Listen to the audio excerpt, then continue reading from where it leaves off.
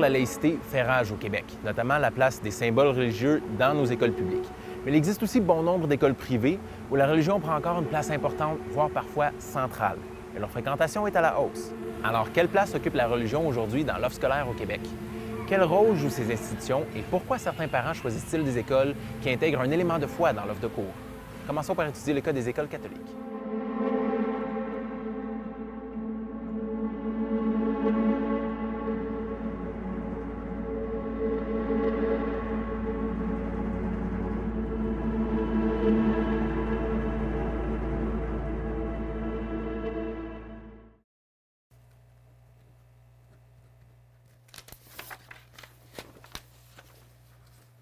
L'abbé Birtaux fait partie de la fraternité sacerdotale Saint-Pédis, un ordre ultra-religieux qui rejette la modernisation de l'Église survenue à partir des années 60. La fraternité et l'école ont maintenu les rites traditionnels de l'Église, notamment la messe en latin. Eh bien, alors l'histoire de l'école, c'est un peu l'histoire de notre fraternité, fondée par Monseigneur Lefebvre, au moment où, dans les années 70, une crise sévère secoue l'Église. Qu'elle change sa pastorale. Beaucoup de monde se trouve perdu, notamment des familles qui ne se retrouvent plus dans les changements. Et ces familles trouvent auprès des cônes, Monseigneur Lefebvre, la possibilité de continuer à recevoir une formation de qualité conforme à l'héritage de l'Église.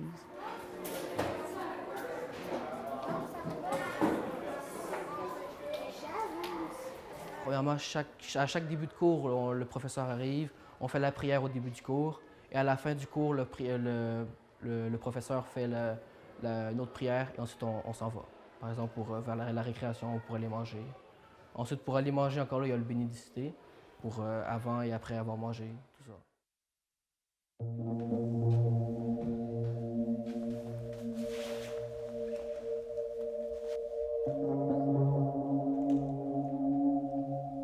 Selon la mère de deux enfants qui fréquentent l'école Sainte-Famille, l'aspect religieux est indissociable de l'éducation qu'ils veulent donner à leurs enfants.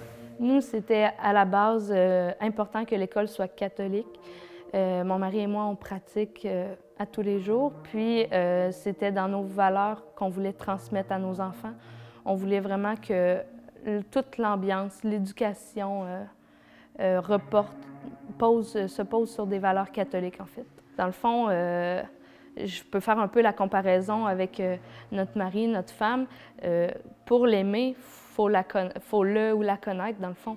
Donc, notre Dieu, pour l'aimer de plus en plus, il faut le connaître, il faut savoir. C'est beau de dire on a la foi, mais la foi, c'est quelque chose de logique, quelque chose de concret. Et pour les enfants, c'est un peu naturel de donner un sens à leurs activités. Alors, la prière vient rythmer la journée, mais après, disons, la foi vient inspirer le quotidien. Donc, il n'y a pas de séparation vraiment sensible. C'est quelque chose qui se vit. Une distinction importante doit être faite entre l'école Sainte-Famille et les tendances observées dans certaines écoles évangéliques, notamment au sud de la frontière. Ici, il n'y a pas de place pour le créationnisme. Mais le discours créationniste n'est pas un discours catholique. C'est-à-dire que le discours créationniste, ce serait le discours qui ferait de la Bible un ouvrage scientifique, vous voyez. C'est pas du tout le discours catholique de la chose. L'école Sainte-Famille est un cas d'exception. Il existe de nombreuses écoles catholiques au Québec, dont plusieurs des institutions les plus réputées de la province. Et plusieurs ont indiqué avoir retiré l'essentiel des activités religieuses. N'empêche, selon un chercheur de l'UQAM, leur fréquentation est à la hausse, passant de 8 à 12 de la population catholique d'âge scolaire. Mais ce chiffre cache plusieurs réalités, notamment le fait que ces écoles accueillent des personnes issues de nombreuses religions, pas juste les catholiques. Dans le cas des écoles catholiques, compte tenu qu'il y a un vaste réseau qui couvre le territoire non seulement des grandes villes, mais de toutes les régions, on peut croire que ce n'est pas le fait, l'augmentation n'est pas le fait que des seuls catholiques, mais qu'il y a présence dans ces écoles de gens issus d'autres religions.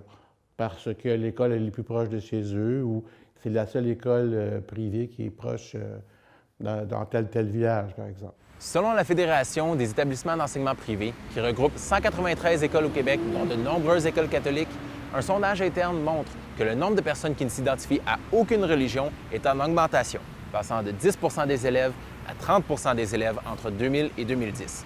Et tout laisse croire que ce chiffre augmentera encore lors du prochain coup de sonde en 2020. Il n'existe pas de statistiques officielles sur le nombre d'écoles à caractère religieux au Québec, hormis une étude produite en 2012. Plusieurs des écoles catholiques que nous avons contactées ont mentionné n'offrir aucune activité à caractère religieux, comme la prière, la pastorale ou le cours de catéchisme. Mais Mme Théberge ne voit pas l'intérêt de la laïcisation pour ses enfants. Notre foi nous suit partout. Notre foi est partie intégrante de nous-mêmes, en fait. Donc, je ne vois pas l'intérêt ni la nécessité que l'école soit laïque, en fait. C'est que des bonnes valeurs, en fait. Ça apporte que des bonnes valeurs à l'enfant. Ça apporte le don de soi, se montrer, aller vers les autres, cette charité envers l'autre, aider son prochain. Ça ne montre pas à l'enfant à être enfermé, ça ne modifie pas les idées de l'enfant. L'enfant est heureux de jouer avec l'autre. L'enfant est heureux d'aller faire, exemple, un concert dans les maisons de personnes âgées. Ça ne joue pas sur l'enseignement des maths, du français, de toutes les matières.